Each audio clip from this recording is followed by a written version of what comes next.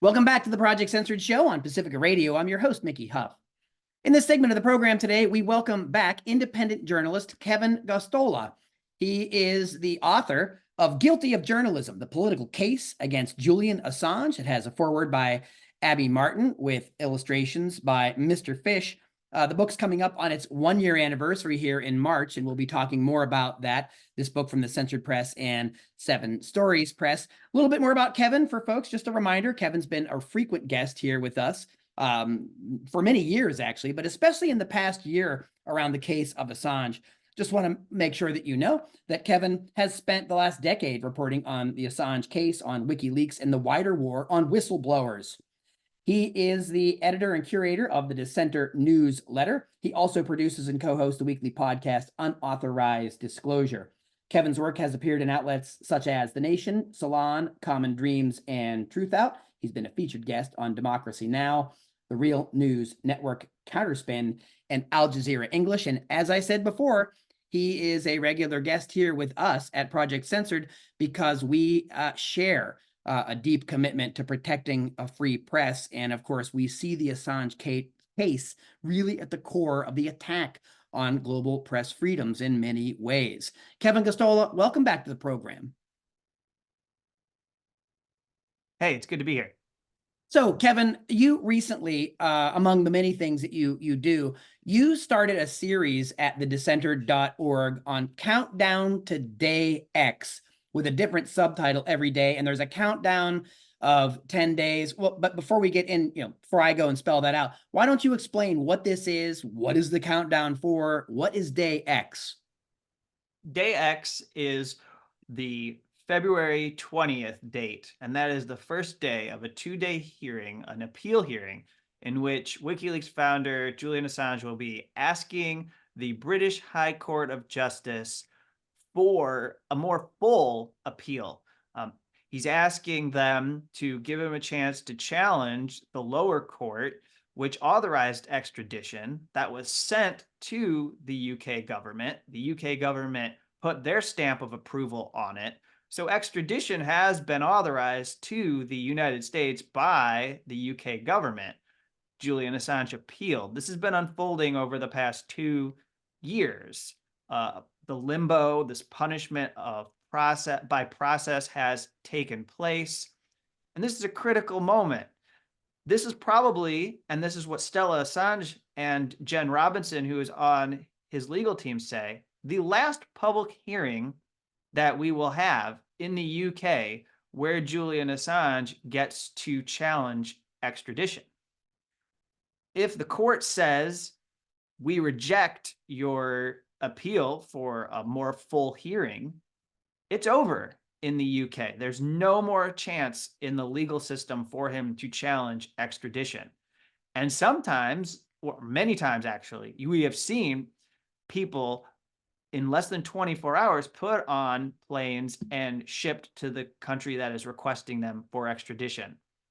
So that's why it's Day X. That's why supporters and press freedom advocates have put a lot of emphasis on this two-day hearing. And that's why I put together this countdown where each day breaks down the issues that are at play or the legal arguments that will be part of this appeal hearing. So, and just so listeners know, you and I are speaking on Thursday, February 15th, and you're basically halfway through that series. The first of the countdown to Day X was CIA reportedly plotted to kill Assange. After that, you talked about unprecedented Espionage Act charges against Assange. Assange prosecution is politically motivated.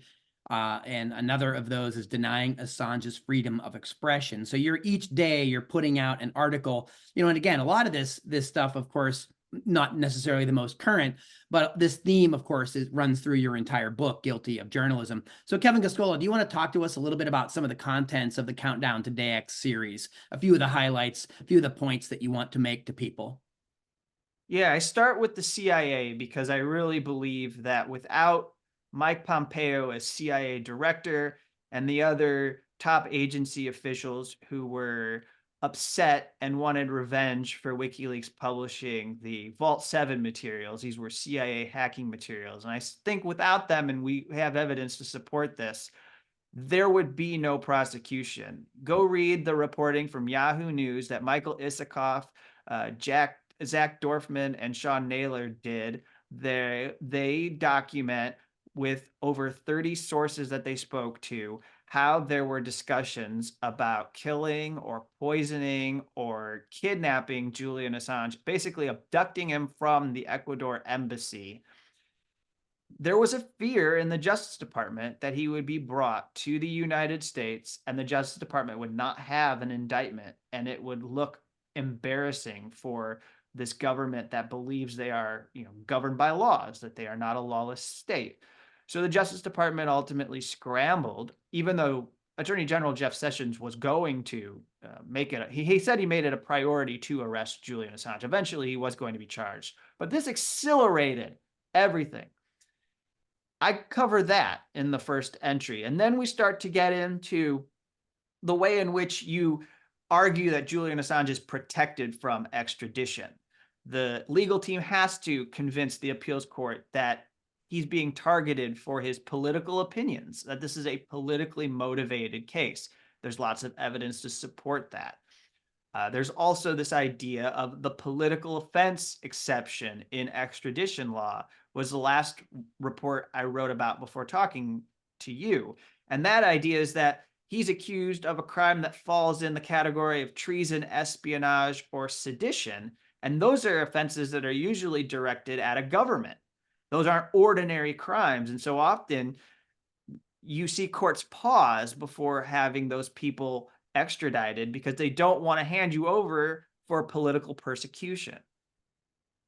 Well, as you've well documented, the facts do seem to point at least to objective observers, not that those are everywhere, but this has been a political prosecution and persecution in many ways of Assange, of WikiLeaks, of whistleblowers in general. And it's also, as we point out repeatedly when we talk, this is an assault on press freedoms. And it has been somewhat heartening that some of the bigger organizations that purportedly support press freedom have come around to doing more around the Assange case. But of course, there still are some that drag their feet or that don't want to consider Assange as someone, as a journalist or a publisher. You and I have talked about this before, but I figured it's worth bringing back up because this isn't only a case about Assange, though it's directly at him. He is directly being punished by process, as you well said. But if you could talk a little bit more again about that, maybe even a couple examples of the ramifications of the attacks on journalism through the Assange case.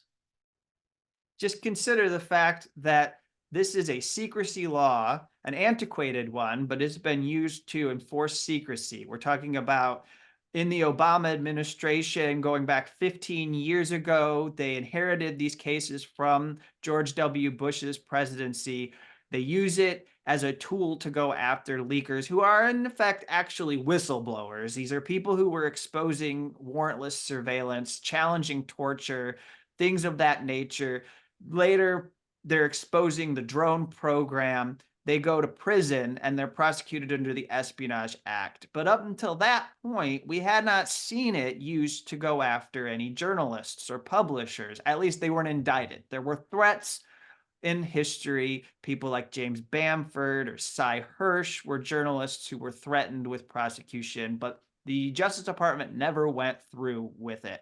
This is a big deal because as we have heard from people in the WikiLeaks camp, people who are part of Assange's legal team, people who are in press freedom organizations, we're talking about the end of national security journalism as we know it. The most powerful country in the world is sending a message by pursuing this prosecution that any journalist from any country could be doing international correspondent work anywhere and find themselves arrested by a government who will enforce their laws against them. And that's not abstract. We can look right now to Russia, where Evan Gershkovich is in prison, and there was a lot of outrage. People despised Tucker Carlson for doing the 2-hour interview with Vladimir Putin. But let's focus on the end of it. The last 10 minutes were 3 questions to Putin about whether he would release Evan Gershkovich from detention. And he insisted that there's a reason to keep him in detention because he was collecting secrets. He was collecting state secrets of Russia, and that's espionage. Press freedom groups have been very clear, though. Collecting secrets is what journalists do all the time. It's standard news gathering.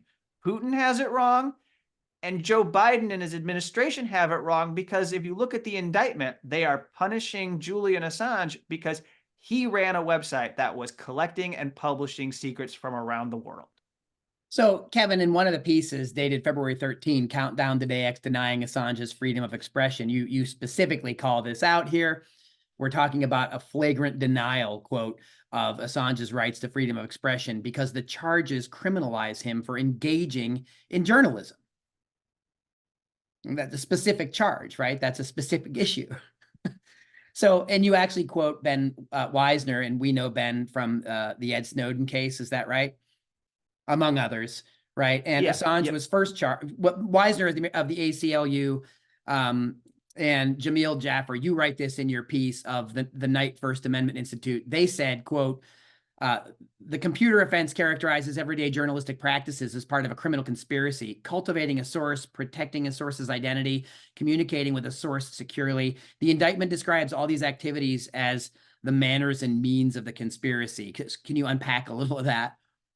Yeah, so essentially, journalist, Julian Assange, is speaking, allegedly. We actually don't have confirmation that he was using this username and chatting with Chelsea Manning. So I want to leave that as an open question to be settled in court, with the government proving that, in fact, Assange was there, which I'm actually skeptical that they can do. But Julian Assange allegedly is talking with Chelsea Manning, says, send the materials to a secure Dropbox on a cloud, and that Dropbox is being criminalized. It's actually now a thing that Freedom of the Press Foundation pioneered called Secure Drop, where over 75 news organizations around the world now use it. They solicit leaks. They have pages on their websites where they say, go here and leak, and they tell people how to leak. And they tell them to use the Tor browser to protect their security, to be able to move around and surf and anonymously. And they say, use this thing called Tails so that you can hide your tracks when you're going about taking the documents and transferring them to our secure Dropbox. That's being criminalized by this case. These are all news gathering activities that are being targeted by this indictment. Yeah, and again, I encourage readers to, if they want to read more of this work, go to the dissenter.org. We're speaking with independent journalist Kevin Gosztola, author of Guilty of Journalism, the Political Case Against Julian Assange. In the piece that we were just referencing, you quote Trevor Timm, my mistake, the executive director of Freedom of the Press Foundation. And of course, he's had quite a bit to say about these issues, but he talks about what you were just saying moments ago, that asking for leaked documents of public importance, especially to substantiate claims by a source, is standard news gathering practice. So we're talking about the case of Assange that is going to throw all this kind of into the fray. Yeah, and we're to believe that it's a conspiracy to protect your source from government prosecution when they are giving you information. That's what newspapers, responsible media organizations always do. So they one, make sure they don't lose their source, but two, you've got to convince them to talk to you. If they're going to be prosecuted or if they're going to be endangered, they're not going to be your source. So this should not be something that is a criminal act. And at the core of this, no matter what the US government says, this is about journalism. It's not about reckless behavior or conduct, irresponsible journalism. Oh, he published documents. There were informants in them. He didn't care. They were endangered. Because first of all, that's not a crime in the United States. There is no law against publishing the names of informants if you're a journalist. But beyond that, this is about stopping somebody from running a website that had documents about the US government that exposed torture, war crimes, and the way in which diplomats operate in a corrupt manner globally. And they wanted to shut it down. So, Kevin Gosztola, you write in the most recent piece, as of this date, February 15th, by the time this show airs next week across the country, there'll be even more at thedissenter.org on Countdown to Day X. But your most recent, as of today, was Assange and the political offense exception. You bring up that the legal team for WikiLeaks and Julian Assange contends that the district court judge, Vanessa Baritzer, who we've talked about before on this program, erred by failing to recognize that it was an abuse of power for the U.S. to seek Assange's extradition. So could you talk about that? Yeah, so what they're saying is that under extradition law, or they believe that the treaty between the U.S. and the United Kingdom should be followed, the district court didn't think that the treaty gave Julian Assange any protection, but they're saying that he engaged in these political activities that are being targeted. And so it was wrong in the first place for the Justice Department to even go forward and seek an extradition for him. That's just that's a very basic argument that they're making. It's not confusing. We'll see whether there's anything on the part of the appeals court where any of the justices are receptive to it. But this is actually one of the more simpler arguments to discuss, because it just says that the Justice Department never ever should have brought the case. But we can take it out of the context of extradition. All the press freedom organizations that have been slamming the table saying drop the charges recognize that Trump should have never allowed this to go forward. Attorney General Jeff Sessions, Attorney General Bill Barr never should have allowed it. This was understood by Attorney General Eric Holder. This was understood not to indict Julian Assange, so they did not. And then Trump came, and what's happened is Biden inherited it, and they feel like they can't go against it, or they feel like they can point to Trump and get away with this by pretending like it's not their responsibility. So this should end. They should drop the charges right now. That is the best and most that's the best outcome for Julian Assange. Right. And so again, I want to point out what you said earlier, that he's being punished by the process because he's been being held in the Belmarsh prison for how many years now?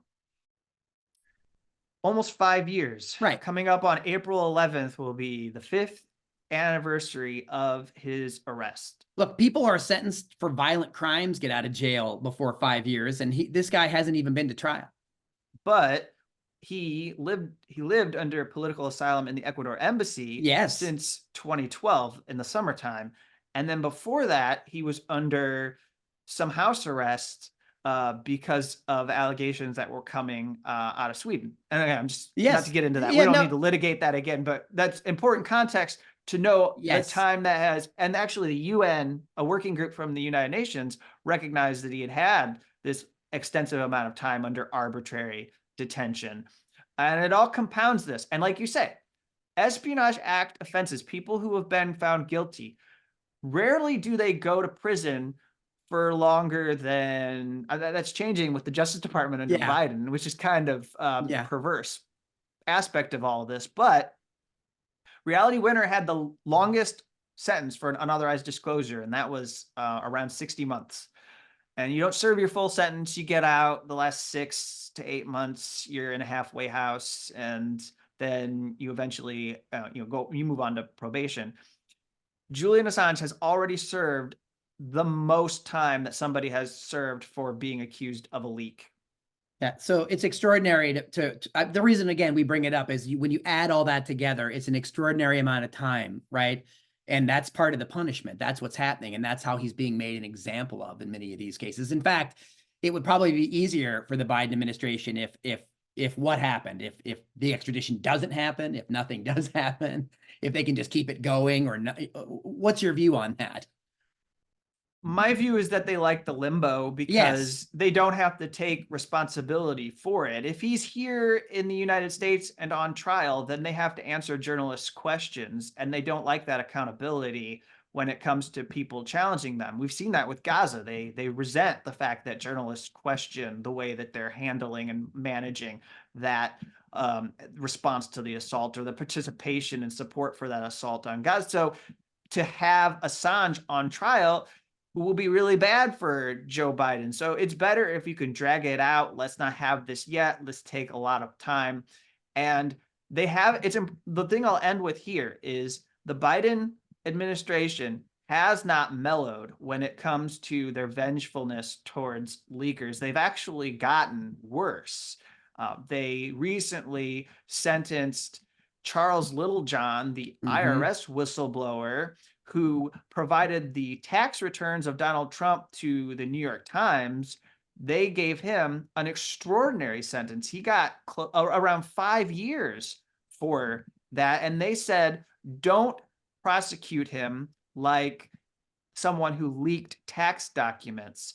Prosecute him as if he violated the Espionage Act. So we're already seeing the effects of the Assange case in many of these examples. Is that right? Yeah, I think that's fair. I think that we're seeing that they believe there is nothing to stop them from being able to use this prosecutorial power as a bludgeon to prevent people from exposing abuses of power to journalists. So Kevin, let's go to some more recent events and maybe some better news, or maybe some positive things coming out of Julian Assange's home country in Australia. There was recently some developments there. Yeah, there was this resolution that passed, and I believe that it clearly stated to everyone that, in fact, I have it up here, that from the Associated Press, that Australian Prime Minister Anthony Albanese said that he hopes for an amicable end to the prosecution after lawmakers ramped up pressure on the United States and Britain by passing a motion calling for the Australian citizen to be allowed to return to his home country. So in Parliament, they passed a resolution and basically sent a message very clearly to the US that this needs to stop now. And also, we just had 35 plus law professors in a letter organized by Freedom of the Press Foundation. I don't believe there was a letter like this yet. It was sent to Attorney General Merrick Garland, and they again made it plain, dropped the charges against Julian Assange. If you listen to everyone, they're very clear. Stella Assange and his legal team. This is not going to be resolved by the legal system. The solution is a political solution. The solution should be that the Justice Department drops the charges, not a pardon, drop the charges against Julian Assange. We can't wait for the legal system to sort it out. Even if the appeals court doesn't give him a chance to have a hearing, he can go to the European Court of Human Rights. But if they take it, and that's a big if they take up the case, we could be 4 or 5 years later before he has that ruling from European Court of Human Rights, even if they spare him. And in that time, he probably remains in Belmarsh prison. And so we need to be mindful that right now, where politics are with Biden in the White House and not Donald Trump, and with the Australian government being a supporter of Julian Assange, this is the moment that he could be freed.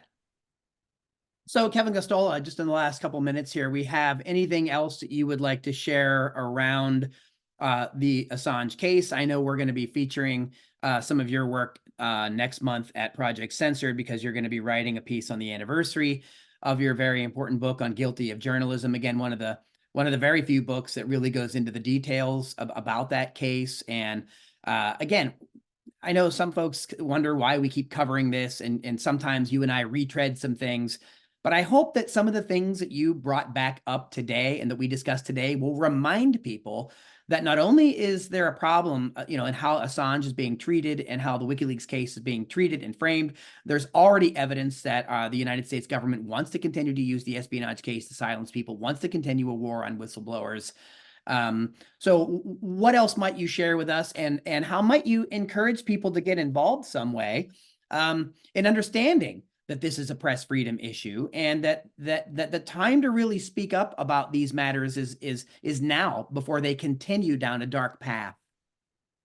I would recommend that you read the newsletter that I put together on a regular basis that covers these issues, and from the standpoint of government secrecy, but looking at the way that whistleblowers and journalists are under attack, all because of the fact that these are the people who present the best chance of any kind of accountability or justice. When we look at the nexus of all of their actions, we don't see accountability coming from Congress or within the White House, or these agencies don't police themselves. They don't do their own investigations and then hold someone accountable for war crimes at the Pentagon when somebody innocent has been killed, like a civilian. So I would encourage you to follow that work. And I just leave you with this thought that national security journalism, or public interest journalism as we know it, could end if the United States government has this power.